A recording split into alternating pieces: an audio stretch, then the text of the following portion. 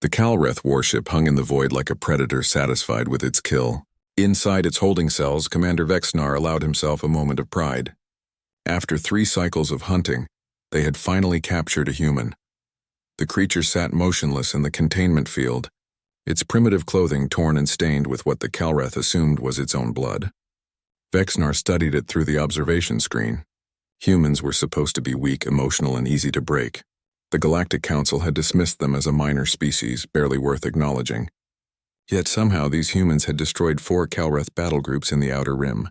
"Increase the gravity," Vexnar ordered. His subordinate, a young warrior named Kresh, manipulated the controls. The human's shoulders sagged slightly, but it did not cry out or beg for mercy. Vexnar's mandibles clicked in annoyance. Again, the gravity doubled, then tripled. Most species would have their bones crushed at this point. The human remained seated, though sweat now poured down its face. Its eyes, however, remained fixed on the observation window. Those eyes bothered Vexnar. They held no fear, no desperation, only patience. "Commander, perhaps we should proceed with the interrogation," Kresh suggested nervously. The young warrior had heard the stories about humans, though he tried not to show his concern. Vexnar agreed. They needed information about human military installations, fleet positions, and defensive capabilities. This prisoner would provide everything, or it would die slowly. The Calreth had perfected the art of extracting information over thousands of years. No species had ever resisted them for long. The commander entered the cell accompanied by 2 guards. The human looked up and for the first time spoke. Its voice was calm, almost amused. "You should have killed me when you had the chance." Vexnar's translator worked perfectly, but the words made no sense. "You are our prisoner. You will tell us what we want to know, or you will suffer." The human smiled.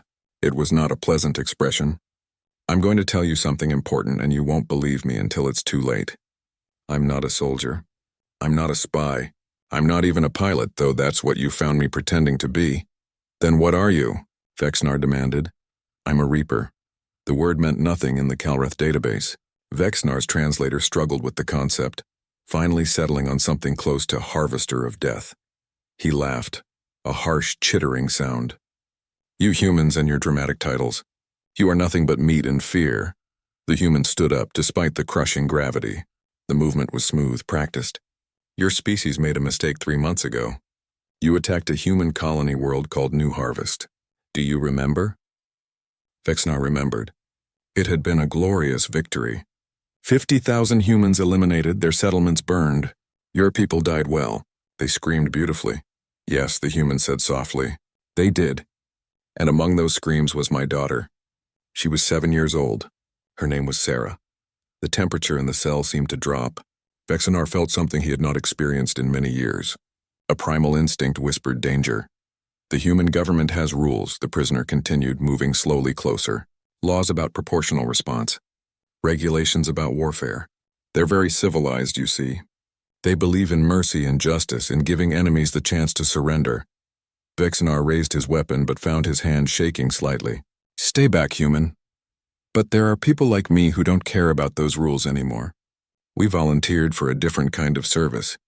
We let them modify us, train us, make us into something else, something that could make entire species regret their choices." "You're insane," Vexnar said, though doubt crept into his voice. The human reached up and touched the side of its neck. A small device there blinked once. "I've been broadcasting my location since you captured me. Every Calreth ship within 10 light years has been triangulating my position. Your fleet, your homeworlds, your hidden bases. They're all on a map now, clearly marked." Vexnar's blood went cold. "Kresh, check for transmission signals." The young warrior's panicked voice came through the communicator. "Commander, there's a massive data stream. It's been broadcasting continuously since we brought it aboard." "Shut it down." "I can't." "It's not using any technology we understand." The human took another step forward. The guards fired their weapons, but the shots passed harmlessly through empty air. The creature moved with impossible speed, no longer where it had been a microsecond before. "Let me tell you what's about to happen," the human said, now standing directly in front of Vexnar. "In approximately 40 seconds, 3 things will occur. First, the ship's reactor will experience a catastrophic failure. Second, the rest of your fleet will attempt to escape. Third, They will discover that every jump point within 5 light years has been mined with weapons you cannot detect or disable. Impossible, Vexnar whispered. We've been planning this for 70 days. Ever since New Harvest burned, we've been moving pieces into position. I volunteered to be the bait because I wanted to see your face when you realized the truth. What truth? The human's eyes reflected no mercy, no humanity. That you didn't capture a prisoner. You invited death aboard your ship. The humans you thought were weak, we are. The humans you thought were soft, we are. But when you murder our children, we become something else. We become reapers. Alarms began screaming throughout the ship. Vexnar heard his crew shouting in panic, reporting system failures, energy surges, unexplained malfunctions. The lights flickered. 20 seconds, the human said casually. I won't be dying today. I have a personal shielding system that will protect me from the reactor breach. But you and your crew?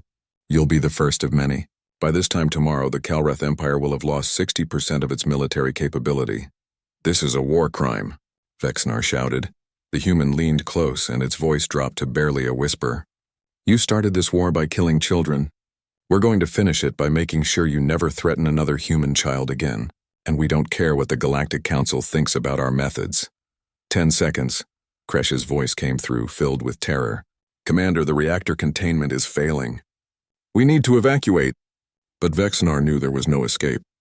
The human stood there, counting down with its fingers. 9, 8, 7. My daughter's last words, the human said, were, Daddy, I'm scared. She died afraid, calling for me, and I wasn't there to protect her. 6, 5, 4. So now I make sure no other father has to hear those words from his child. I make sure that species who think humans are weak learn the truth. 3, 2. We are weak. We are soft. Until you push us too far. 1. The reactor exploded in a sphere of white-hot plasma, and the Calreth warship became a brief, brilliant star in the darkness. Throughout the sector, other Calreth vessels began to die one by one. As the carefully orchestrated plan unfolded, and in the center of the explosion, protected by technology the Calreth had never imagined possible, the Reaper waited for retrieval, ready for the next mission. The Galactic Council chambers erupted in chaos.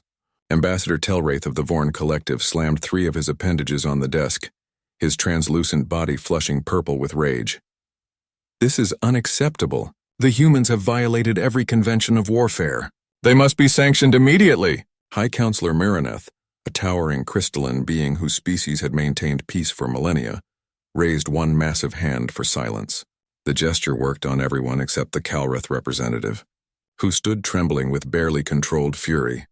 In one night, hissed Negotiator Zelvos, the highest-ranking Calreth to survive the attacks.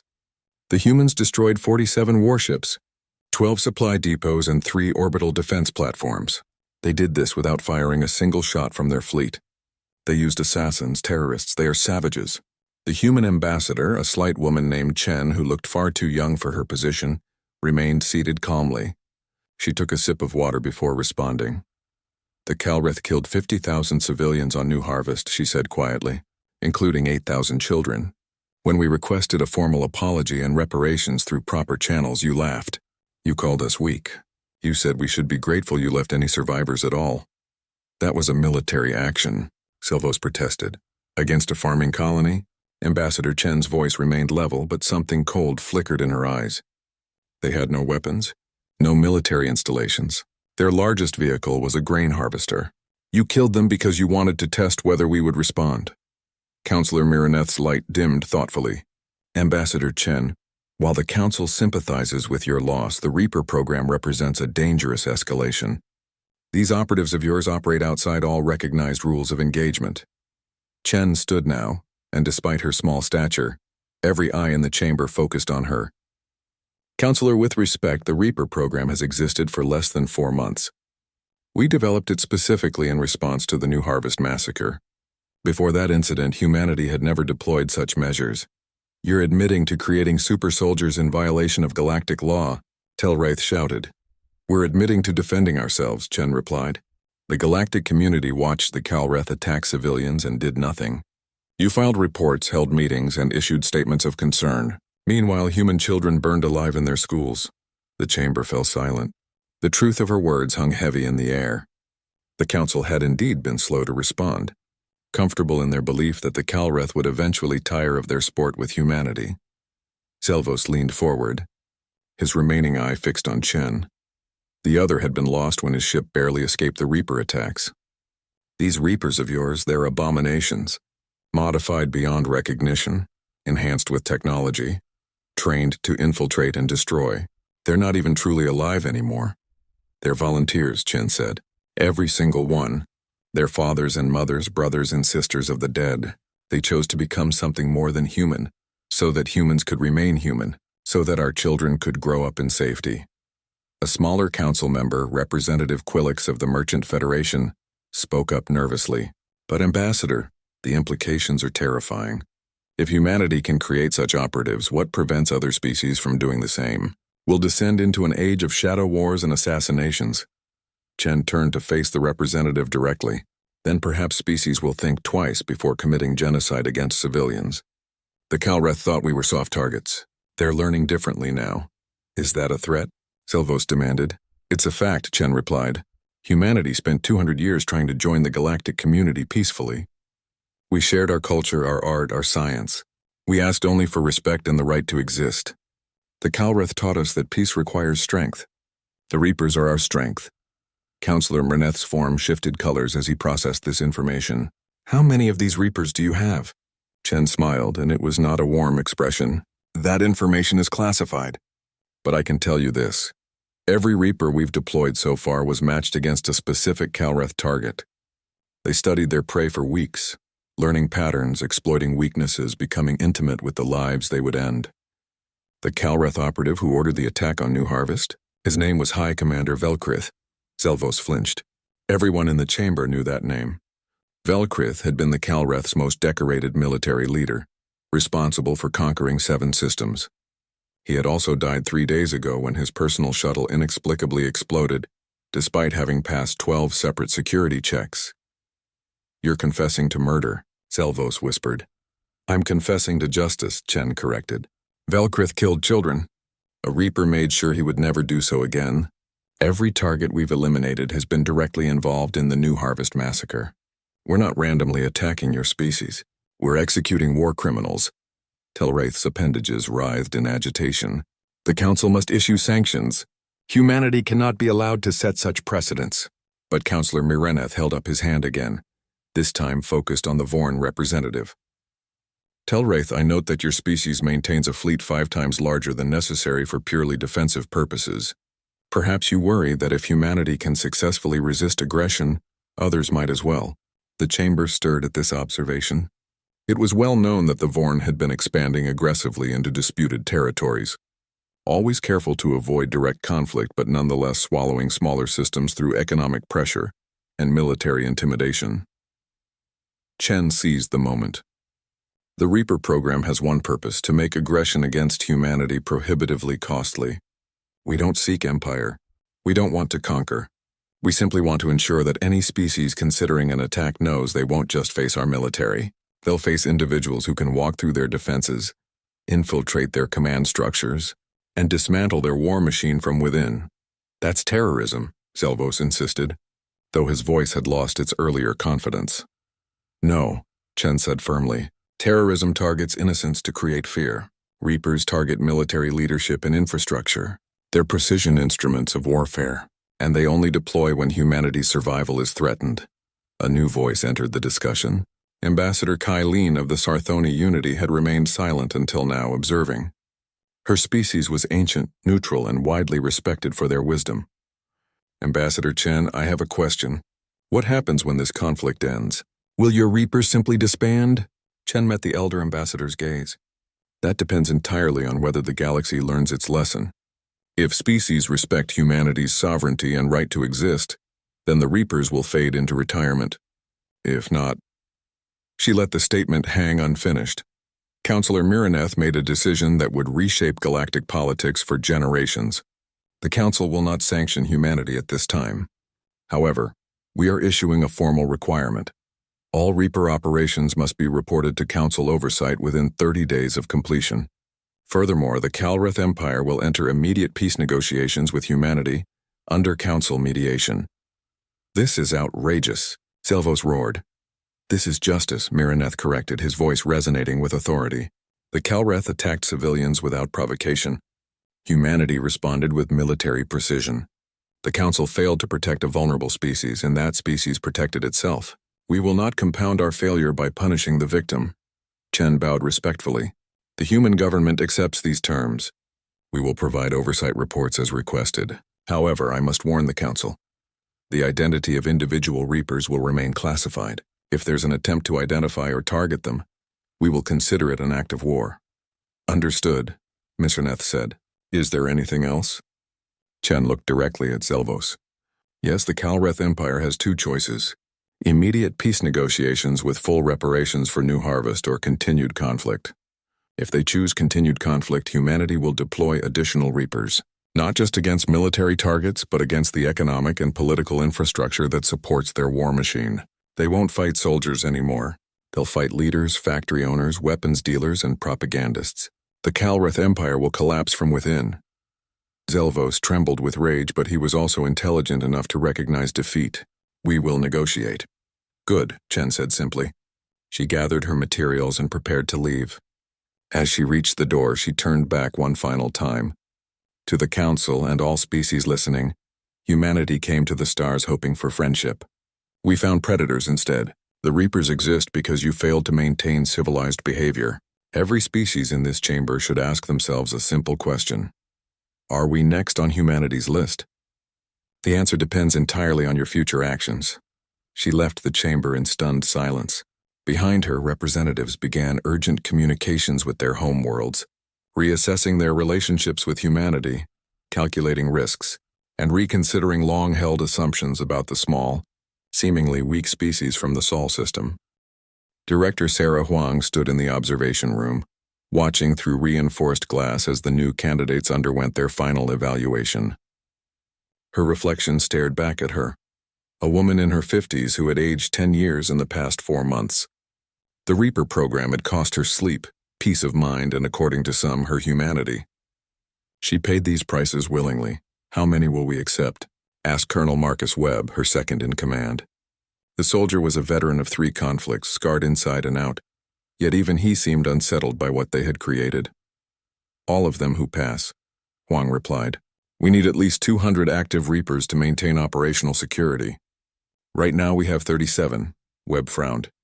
The council is already terrified of what we've deployed. 200 will cause panic. Good. Huang's voice carried no sympathy. Fear keeps humanity safe. Every species in the galaxy is recalculating their approach to us. Pirates who preyed on our merchant ships have moved to easier targets. Border skirmishes have stopped. Even the Vorn have backed off from disputed territories. In the testing chamber below, a young woman named Lieutenant Maria Santos faced her final trial. The simulation showed a Kalreth command vessel, fully staffed with multiple security layers.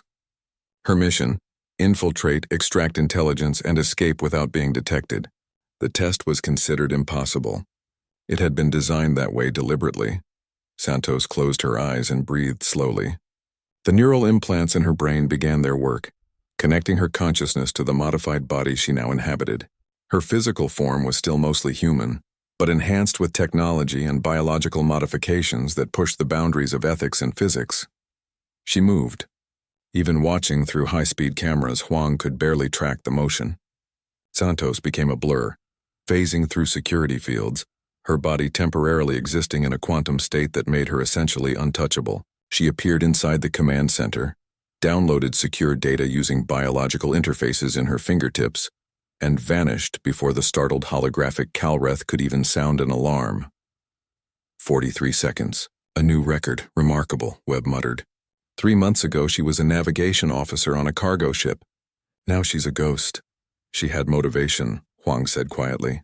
Her brother died on New Harvest. He was a teacher there, 16 years old.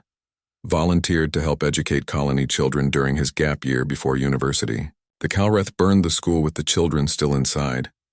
Webb said nothing. Every Reaper had a similar story. Every single one had lost someone to the Kalreth, and every single one had volunteered knowing they might never be fully human again. The door opened behind them.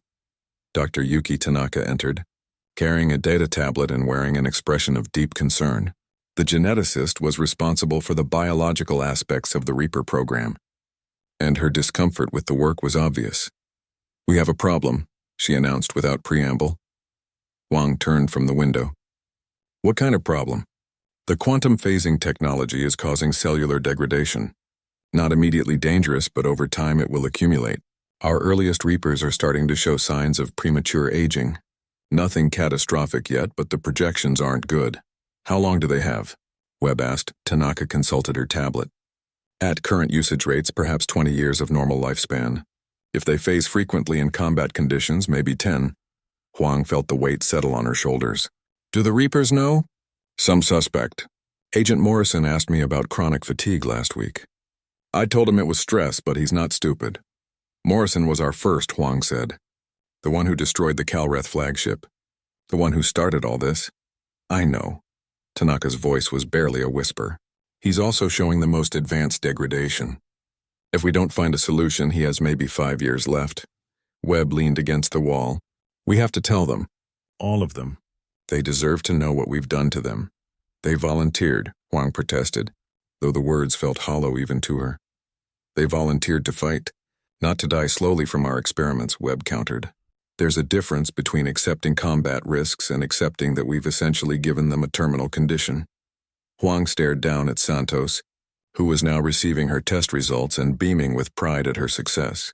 The young woman had just qualified to become one of humanity's most effective weapons.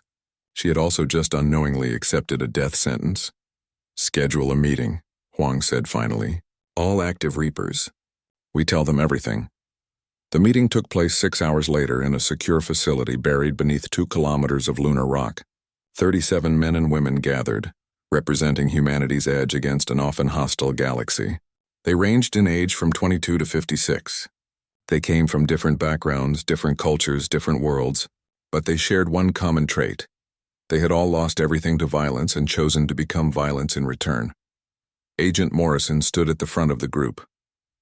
He had become their unofficial leader, the first Reaper and the one who had proven the concept could work.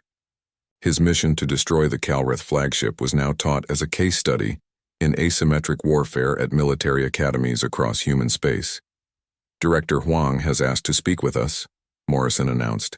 "Something's wrong. I can see it in her face. So let's hear it straight. No political double talk." "Director?"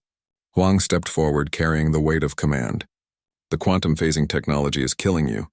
Not quickly, not obviously, but inevitably. Dr. Tanaka estimates you have 10 to 20 years of reduced lifespan, depending on how often you phase." The room erupted. Angry voices, shocked exclamations, questions shouted over each other. Morrison raised his hand for silence and remarkably got it. "How long have you known?" he asked calmly. Dr. Tanaka confirmed it today. "We suspected it might be a risk, but hoped the bioregeneration protocols would compensate." "They're not enough, so we're dead?" asked Santos, the pride from her earlier test now replaced with shock. "Eventually, yes," Tanaka said, stepping forward. "The cellular damage is cumulative and currently irreversible. However, I want to be clear. You're not dying tomorrow. You're experiencing accelerated aging. For many of you, this might mean living to 70 instead of 90. That's still 20 years stolen," someone muttered from the back. Morrison looked around at his fellow Reapers, then back at Huang. "I assume you're offering us the option to resign? Undergo treatment to remove the enhancements and return to normal life?" "Yes," Huang confirmed. "We can reverse most of the modifications. You'll never be exactly as you were before, but you can live normal lifespans. It's your choice." The room fell silent as each Reaper contemplated this information. These were people who had already sacrificed much. Now they were being asked if they would sacrifice even more. A hand went up. Agent Kenji Yoshida, formerly a shuttle pilot who lost his wife and daughter on New Harvest, spoke. "If we resign, what happens to the program?" "We continue with new volunteers," Huang said. "We'll be more transparent about the risks. We'll try to find solutions, but the Reaper program will continue because humanity needs it." "And if we stay?" Morrison asked. "Then you stay knowing the truth. You fight knowing every mission costs you time. You phase knowing that each jump is literally taking days off your life." Morrison turned to face his fellow Reapers. "I need to tell you something. When I was on that Calreth ship, in the moments before the reactor exploded, I felt peace for the first time since New Harvest. I knew my daughter's death would be answered. I knew other children would be safer because of what I was doing. That was worth everything to me. He paused, and Huang saw tears on his face. I have maybe 5 years left. Dr. Tanaka told me privately earlier. I'm the most degraded because I was first, because we didn't know what we were doing yet. 5 years. You know what? I'll take them. I'll spend every single day of those 5 years making sure no other father watches his child burn. I'll phase 1,000 more times if it means humanity stays safe. Another Reaper stood. Commander James Okafor, who had lost his entire extended family, 23 people in the massacre. I'm staying. They took everything from me. I'll give what's left to make sure they never do that to anyone else. One by one, others stood. Santos, Yoshida, a dozen more. Then another dozen. Within 5 minutes, every single Reaper in the room was standing. Huang felt tears threatening and forced them back. Are you sure? You don't have to decide now. Take time to think about it. Morrison smiled, and despite everything, it was genuine. Director, we already died on New Harvest. Everything since then has been borrowed time. We're just choosing how to spend it. Webb stepped forward. Then we make you a promise. Every resource humanity has will go toward finding a cure. Every geneticist, every medical researcher, every scientist. We will fix this, and if you can't, someone asked, then we'll make damn sure your sacrifice means something, Huang said. Humanity will remember what you've done. Your names will be honored. Your families will be cared for. And the galaxy will learn that humans protect their own no matter the cost. Morrison extended his hand to Huang. She took it, feeling the slight tremor that indicated cellular degradation. Then let's get back to work. The Calreth peace negotiations are proceeding. But there are 12 other species that need to learn humanity isn't easy prey. The Calreth homeworld of Calseth burned under 3 red suns, a planet of volcanic glass and crystalline mountains where a warrior race had evolved from predators who hunted in packs. High Commander Zelmoth stood on the balcony of the Imperial War Council building, staring at the sky and wondering how everything had gone so wrong so quickly. 2 months. That's how long it had taken for the humans to break the Calreth military machine. Not through fleet battles or sieges, but through fear and precision strikes that left the Empire's command structure in chaos. 23 more commanders had died since the council meeting. Each death was different, imaginative, and impossible to prevent. The Reapers moved like myths made flesh, High Commander. The human delegation has arrived, announced his aide, Sub-Commander Tresh. The young warrior tried to maintain dignity, but Zelmoth heard the fear in his voice. Everyone feared the humans now. Send them in, Zelmoth said wearily. He was old by Calreth standards, had seen countless battles, had commanded fleets that conquered systems. Now he was negotiating surrender terms with a species the Empire had dismissed as weak prey only months ago. The human delegation entered. 3 individuals. Ambassador Chen, whom he recognized from the council chambers, a military officer named Colonel Webb, and a third person who made Zelmoth's blood run cold despite his best efforts to remain composed. The third human was unremarkable at first glance. Medium height, average build, wearing simple clothing, but something in the eyes, something in the way it moved with perfect economy of motion, screamed danger to every predatory instinct Zelmoth possessed. High Commander Zelmoth, Chen said with a respectful bow. Thank you for agreeing to meet with us directly. I had little choice, Zelmoth replied honestly. Your Reapers have made continued conflict untenable, Chen gestured to her companions. You know Colonel Webb. This is Agent Morrison, representing the Reaper program. He requested permission to attend these negotiations. So this was Morrison. The first. The one who had destroyed the flagship and started the cascade that brought the Empire to its knees. Zelmoth studied the human carefully, looking for signs of the monster he expected. He saw only a tired man with sad eyes. Why would a Reaper attend peace talks? Zelmoth asked suspiciously. Morrison spoke for the first time, his voice quiet but carrying unexpected weight. Because I want to make sure you understand what you're agreeing to. I want you to know exactly what will happen if the Calreth Empire ever threatens humanity again. That sounds like a threat. It's a promise, Morrison corrected. High Commander, I need you to understand something. The Reaper program wasn't created because humanity is naturally violent. It was created because you killed my daughter. Zelmoth felt a strange emotion. Was it guilt, regret? Many died on New Harvest. It was war. It was murder, Morrison said simply. Sarah was 7 years old. She loved drawing pictures of stars and planets. She wanted to be an astronaut. The Calreth soldiers who attacked her school locked the doors from the outside and set fire to the building. She died calling for me to save her, and I was 3 systems away, unable to help. The room fell silent. Tresh shifted uncomfortably. Even Chen looked away, clearly affected by Morrison's words. Morrison continued. After she died, I volunteered for the Reaper program. They told me it would be dangerous, that I would be changed, that I might never be the same person again. I didn't care. I just wanted to make sure no other father would lose his daughter the way I lost mine. And you succeeded, Zelmoth said. You've killed many of our people. Does that bring you peace? No, Morrison admitted. Nothing will bring me peace. But it might bring safety to other children. That's enough. Chen stepped forward, placing a data tablet on the table between them. These are humanity's terms. Full reparations for New Harvest, including payment to the families of the deceased. Formal recognition of human territorial sovereignty. Immediate withdrawal of all Calreth military forces from the disputed border zones. And most importantly, the establishment of a permanent Calreth Human Peace Commission with enforcement authority. Zelmoth picked up the tablet and read through the terms. They were harsh but not impossible. The Empire would survive, diminished but intact. And if we agree to all of this, then the Reaper operations against the Calreth Empire cease immediately, Webb said. We return to diplomatic relations.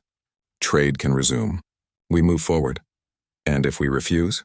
Morrison leaned forward slightly. Then the Reaper program expands. Right now we target military and political leadership. If negotiations fail, we start targeting infrastructure. Power generation, food distribution, water treatment. We won't attack civilians directly, but we'll dismantle the systems that support your civilization until the Empire collapses from within. That would take years, Tresh protested. We have time, Morrison said, and patience, and anger. The question is whether the Calreth Empire wants to find out how far we're willing to go. Zelmoth set down the tablet. You speak of morality, of protecting children, yet you threaten to destroy an entire civilization. Yes, Morrison agreed, because your civilization, as it currently exists, is a threat to others. You've conquered 17 systems. You've enslaved or eliminated 6 sentient species. You attacked New Harvest not because of any strategic necessity, but because you wanted to test human resolve. You murdered 50,000 people as an experiment. Zelmoth couldn't deny it. The attack had been ordered by the War Council precisely for that reason. They had wanted to see if humans would fight back or accept their fate as a subject species. We underestimated you, Zelmoth admitted. Many species do, Chen said. They see our diplomatic efforts as weakness. They mistake our preference for peace as inability to wage war. The Reapers exist to correct that misunderstanding. Morrison stood and walked to the window, looking out at the alien landscape of Calseth. Do you know what the worst part is, High Commander? I don't hate your species. I don't enjoy killing your people. Every mission, every target, I remember that they're individuals with families and lives. But I do it anyway because the alternative is worse. What alternative? Zelmoth asked. Morrison turned back and his eyes held depths of sorrow that the Calreth commander hadn't expected. The alternative is that humanity becomes like the Calreth, that we conquer preemptively, that we strike first because we're afraid, that we build an empire on fear because we don't trust others to leave us alone. The Reapers are a scalpel, precise and controlled. If we fail, if this approach doesn't work, then humanity will build a hammer instead. And trust me, you don't want to see what humanity looks like when we abandon precision for overwhelming force. More threats, Tresh muttered. No, Webb interjected. It's a warning about human psychology. We're a contradictory species. We value peace but excel at war. We want friends but create devastating weapons. We try to be civilized, but when pushed far enough, we become something else entirely. The Reaper program is us trying to stay civilized while defending ourselves. If it fails, what comes next will be much worse for everyone. Zelmoth understood now. The humans weren't bluffing. They were genuinely afraid of what they might become if the Reaper approach proved insufficient. They were trying to maintain their humanity while protecting their species, and the tension between those two goals was tearing them apart. I will recommend that the Imperial War Council accept these terms, Zelmoth said finally. But I need assurances. How do we know the Reapers won't simply continue attacking even after we sign? Morrison returned to the table, Because I'm tired, High Commander. I'm dying, actually. The technology that makes me a Reaper is killing me slowly. I have maybe 5 years left. All of us in the program are in the same situation. We didn't volunteer to become weapons because we love violence. We did it because our families were taken from us and we wanted to protect others from the same fate. He pulled out a small photograph and placed it on the table. A little girl with dark hair and a bright smile, holding a drawing of a rocket ship. That's Sarah. That's why I became a monster. Every time I phase through your security, every time I infiltrate your bases, I remember her face. And I remember that if the Kalreth Empire learns its lesson, no other little girl has to die the way she did. Zelmoth picked up the photograph carefully. He had children of his own, though he rarely thought about them in the context of war. Seeing this human child's face, knowing she had died in fire because of Kalreth arrogance, made something shift inside him. I cannot bring her back, Zelmoth said quietly. I cannot undo what was done, but I can ensure that the Empire never makes such a mistake again. That's all we're asking, Chen said. Justice for the past and security for the future. Accept these terms, honor them, and humanity will accept the Kalreth Empire as a legitimate civilization. Reject them and we'll dismantle your empire piece by piece until someone reasonable takes control. Zelmoth stood, making the formal gesture of acceptance in Kalreth culture. I will bring these terms to the War Council within the day. I believe they will accept. We have lost too much to continue this pointless conflict. Thank you, Chen said simply. Morrison retrieved the photograph of his daughter. High Commander, one more thing. There are 37 active Reapers right now. Every single one has a story like mine. 3 years after the Kalreth peace accords, the galaxy had changed in ways nobody had predicted. Humanity had emerged from obscurity to become a power that others approached with caution and respect. The Reaper program, once a desperate response to genocide, had become both legend and warning throughout known space. Dr. Yuki Tanaka sat in her laboratory aboard the research station Prometheus, surrounded by holographic displays showing cellular structures and quantum probability models. Her team had been working around the clock for 3 years, driven by a simple goal: save the Reapers before the modifications that made them effective killed them. I think we have it, said her assistant, Dr. Raymond Foster, his voice trembling with exhaustion and excitement. The bioregeneration sequence modified with quantum stabilizers. If we're right, this should halt the cellular degradation without removing the phasing abilities. Tanaka studied the data carefully, afraid to hope. They had tried 17 different approaches over the past 3 years. All had failed. Run the simulation again. Use Morrison's cellular profile. He's the most degraded, so if it works on him, it should work on all of them. The hologram shifted, showing Morrison's cells breaking down and rebuilding in an endless, destructive cycle. Then Foster activated the new treatment protocol. The simulation ran for what felt like hours, but was actually 90 seconds. The cellular breakdown stopped. The regeneration stabilized. The quantum state harmonized instead of conflicted. It's working, Foster whispered. It's actually working. Tanaka didn't celebrate yet. She had been disappointed too many times. Tested on the other profiles. All 37 Reapers. I need to see stable results across the entire population. They worked through the night, running simulations on every Reaper's unique cellular structure. Each test showed the same result: stabilization. The treatment wouldn't reverse the damage already done, but it would stop the progression. The Reapers would have normal lifespans, maybe even slightly extended ones due to the regeneration protocols. At dawn, Tanaka authorized live testing. They would start with volunteers, carefully monitored in isolation. If something went wrong, if the treatment had unforeseen side effects, at least they could contain the damage. Agent Kenji Yoshida volunteered first. He had lost the most time according to projections, estimated to have only 8 years remaining. He sat in the treatment pod calmly, showing the same tranquility he displayed before missions. Doc, will this hurt? He asked with a slight smile. Honestly, I don't know, Tanaka admitted. The simulations suggest mild discomfort during cellular restructuring. But this is new territory. Everything about being a Reaper is new territory, Yoshida said. Let's do it. The treatment took 6 hours. Yoshida remained conscious throughout, reporting sensations of warmth, tingling, and occasional sharp pains that faded quickly. When it was complete, Tanaka ran comprehensive scans. The cellular degradation had stopped. The quantum instabilities had harmonized. By every metric they could measure, the treatment was successful. "How do you feel?" Tanaka asked. Yoshida flexed his hands, testing his body's responses. "Strong, clear-headed. Like I've been tired for 3 years and just finally got real sleep." "Did it work?" "It worked," Tanaka confirmed, and for the first time in months she allowed herself to smile. "You're going to live a normal lifespan, Kenji. Maybe longer." Word spread quickly through the Reaper community. Within a week, all 37 had undergone the treatment. All 37 showed successful stabilization. The warriors who had accepted death sentences in service of humanity's survival had been given their futures back. Morrison was the last to be treated, insisting that others go first. When his turn came, he seemed almost reluctant to enter the pod. "Something wrong?" Tanaka asked. "I've been living with a deadline for 3 years," Morrison said quietly. "I knew exactly how much time I had left and I made peace with it. Now you're telling me I get to live? It feels strange, like I'm cheating fate somehow." "You're not cheating anything," Tanaka said firmly. "You earned this. All of you earned this. You sacrificed years of your lives to develop the Reaper program. The least humanity can do is give you those years back." Morrison entered the pod. 6 hours later, he emerged stabilized, his cellular breakdown halted. But Tanaka noticed something else in the scans, something that made her breath catch.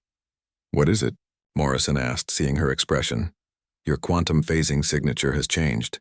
It's more stable, more efficient." "You're not just healed, Morrison. You're better than before, stronger." Foster pulled up comparison data. "It's the same for all of them. The treatment didn't just stop the degradation. It optimized the modifications. Every Reaper is now approximately 30% more effective than before." Morrison absorbed this information silently. "Does this mean the program continues?" "That's not a medical decision," Tanaka said. "That's political. But I can tell you that you're all healthy enough to continue if you choose to, or healthy enough to retire and live full lives." The Reapers gathered in the Prometheus conference room to discuss their future. Director Huang attended via hologram, along with Colonel Webb and Ambassador Chen. The question facing them was simple but profound. What happens to weapons when the immediate threat has passed? "The Calreth peace has held for 3 years, Chen explained. The reparations are being paid. Border conflicts have ceased. By every measure, our primary mission is accomplished. But there are other threats," Webb added. "The Vorn continue expanding aggressively. The Kresh Collective has made concerning statements about human territory. Pirates still attack our merchant vessels in some sectors. The galaxy hasn't suddenly become safe." Morrison stood to address the group. He looked healthier than he had in years. The gray gone from his hair. The exhaustion lifted from his face. "We were created for a specific purpose, to protect humanity when diplomatic solutions failed. That purpose hasn't changed just because we're going to live longer now." Agent Santos spoke up. "But we were dying warriors before. Everything we did was because we had limited time and unlimited motivation.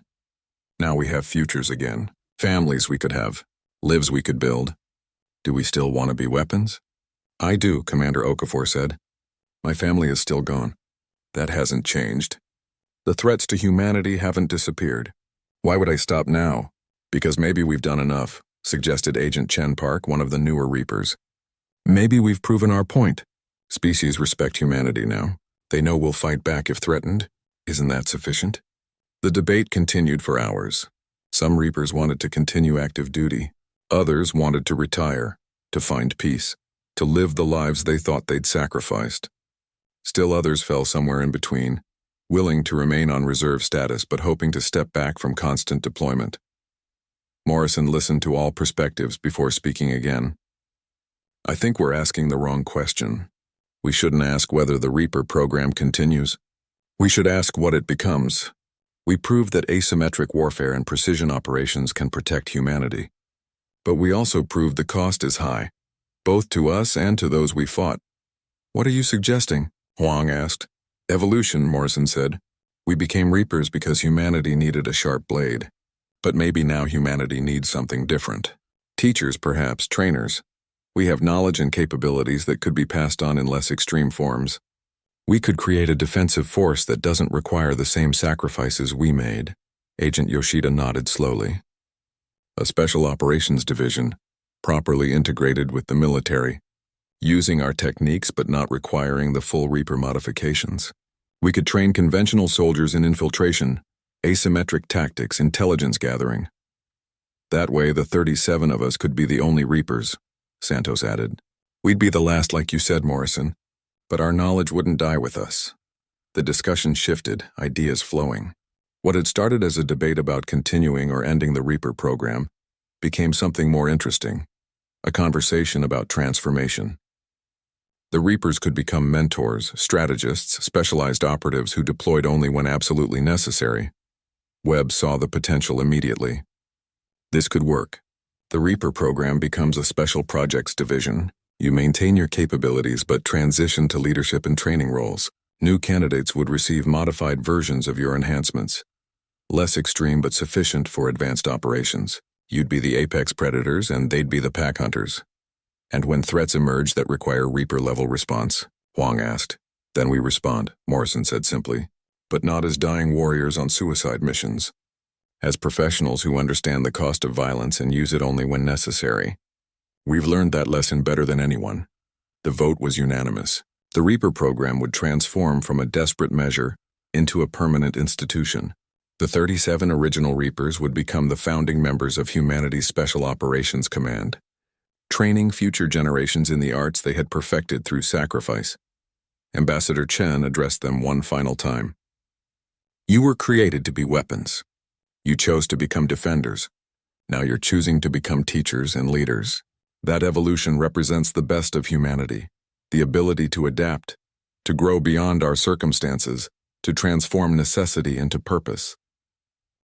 20 years after New Harvest burned, Agent Morrison stood in the memorial garden built on the site of the massacre.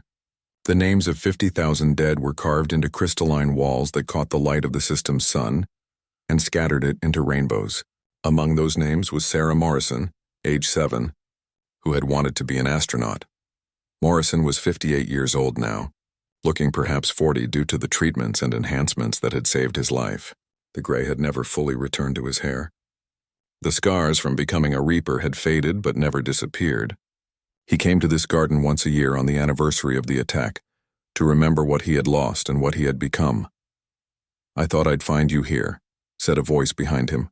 Agent Santos, now Director Santos of the Special Operations Command, approached with 2 cups of coffee. She handed him one. 20 years. Hard to believe. Some days it feels like yesterday, Morrison admitted. Other days it feels like it happened to someone else. Like the person I was before Sarah died was a completely different man. He was, Santos said. We all were. The question is whether we like who we became. Morrison sipped the coffee, considering. The past 2 decades had been transformative. The Reaper program had evolved exactly as they'd planned. 37 original Reapers now led a special operations division of over 3,000 trained operatives. None of the newer recruits had the extreme modifications the originals carried. They didn't need them. The techniques and tactics the Reapers had developed proved effective even without quantum phasing or extreme enhancements. Humanity's standing in the galaxy had risen dramatically. The Vorn Collective had backed down from their aggressive expansion after 3 of their supply depots mysteriously suffered catastrophic systems failures. The Kresh Collective had signed a non-aggression pact after their military leadership received detailed intelligence about human defensive capabilities. Pirates had learned that attacking human vessels was essentially suicide, as special operations teams could track them back to their bases and dismantle their organizations without firing a shot in space. The galaxy is more peaceful now, Morrison observed. At least for humanity, fewer conflicts, better diplomatic relations. The Council actually respects our voice in decisions. Because they're afraid of us, Santos pointed out. Not just of the Reapers, but of what we represent. We proved that humans could become something terrifying when pushed. That fear keeps them cautious. Is that how you wanted to be remembered? As the species everyone fears? Santos was quiet for a moment. No, but I wanted humanity to survive and thrive more than I wanted us to be liked. We achieved that. Human colonies are expanding. Our population is growing. Children grow up safe. Isn't that what we fought for? A shuttle descended nearby, carrying more visitors to the memorial. Morrison watched families approach the walls, searching for names of lost loved ones. Some cried. Others stood in silence. All of them remembered. Director Santos, Morrison said formally, I'm submitting my retirement papers. Santos turned sharply. You're the most experienced Reaper we have. Your insight is invaluable. I'm also exhausted, Morrison admitted. 20 years of living as a weapon. I need to find out if there's anything else left of me. The younger operatives don't need an old soldier hanging around reminding them of the bad old days. Where will you go? Morrison gestured at the memorial garden. I'm going to stay here. There's a community of survivors who've built a new settlement on New Harvest. They asked if I'd help teach their children about history, about what happened and why. They think the next generation should hear from someone who lived through it. Teaching, Santos said with a slight smile.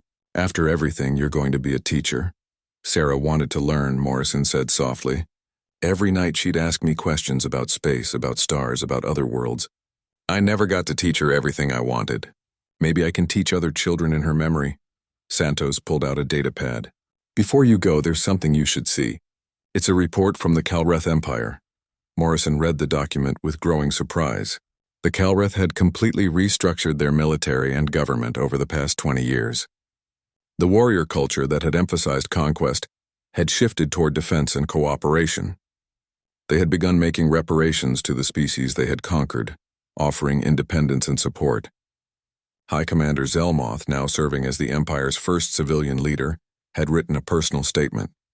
He credits you, Santos said. He says that showing him Sarah's photograph changed everything. He started questioning what the Empire was building, and whether conquest was really strength. The reforms have been slow, but they're genuine. Morrison read Zelmoth's words carefully. The Calreth leader had written about his own children, about realizing that every enemy soldier had a family, that every conquest destroyed countless lives. He had described the photograph of Sarah as the moment he understood that strength without wisdom was just violence with better weapons. He wants to meet you, Santos said, to thank you personally for helping him see a better path for his people. I killed his subordinates. I destroyed his ships. I broke his military machine, and in doing so you saved his species from itself. That's what he believes anyway. The Calreth were on a path toward eventual destruction. Either some species would have united against them, or they would have overextended and collapsed. You forced them to change course before it was too late. Morrison folded the data pad. Tell him I'll meet with him. But here in this garden, let him see the names of everyone who died because of his empire's choices. Let him understand the real cost. 3 weeks later, Zelmoth arrived on New Harvest. The Calreth leader was older now, his carapace showing cracks and wear that spoke of a hard life. He approached Morrison in the memorial garden slowly, respectfully accompanied only by a single aide. Agent Morrison, Zelmoth said through his translator. Thank you for agreeing to see me. High Commander Zelmoth, Morrison replied. Or should I say First Citizen? I understand you've restructured your government. The Empire no longer needs an emperor, Zelmoth said. It needs leaders who serve rather than command. That is one of many changes we have made. Morrison gestured at the memorial walls. Walk with me.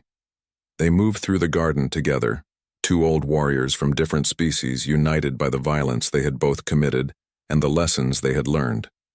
Zelmoth stopped at Sarah Morrison's name, reading the inscription that identified her as a student who loved science and dreamed of the stars. I never knew her name before, Zelmoth said quietly. In the reports, she was just a number among thousands. Making them numbers made it easier to ignore what we had done. That's always how it works, Morrison said. In war, we turn people into statistics so we don't have to acknowledge their humanity. Then afterward, we realize every statistic was someone's child, someone's parent, someone's friend. Zelmoth touched the crystal wall gently. My youngest daughter is studying human culture now. She wants to become a diplomat, to help maintain the peace between our species. She has read about your daughter, about what happened here. She says that Sarah Morrison should be remembered as the child who changed the galaxy. How so? Because her death created you and you created change. The Reaper program proved that humans would defend themselves with shocking effectiveness. The peace negotiations proved that humans would accept genuine reform rather than seeking revenge. Your species showed the galaxy both its sword and its mercy. That combination has influenced dozens of other civilizations to reconsider their approaches to conflict. Morrison considered this. He had never thought about Sarah's legacy in such terms.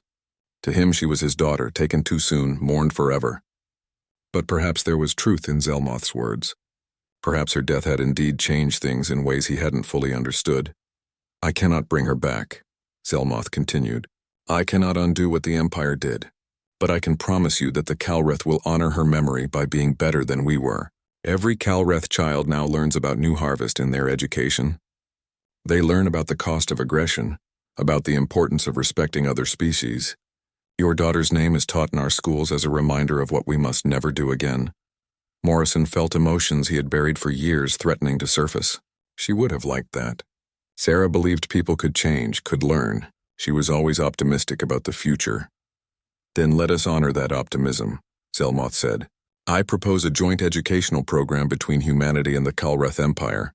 Students from both species learning together, building friendships, creating the foundation for lasting peace. We could call it the Sarah Morrison Fellowship. For the first time in 20 years, Morrison felt something other than grief when thinking about his daughter. He felt hope. She would have loved that. An exchange program bringing different species together. It's exactly the kind of future she dreamed about. They spent the next hour discussing details, planning a program that would bring Kalreth and human students together to study cooperation, conflict resolution, and shared prosperity. It would start small, perhaps 20 students from each species, but it would grow and it would endure. As Zelmoth prepared to leave, he turned back to Morrison. You became a Reaper to protect humanity,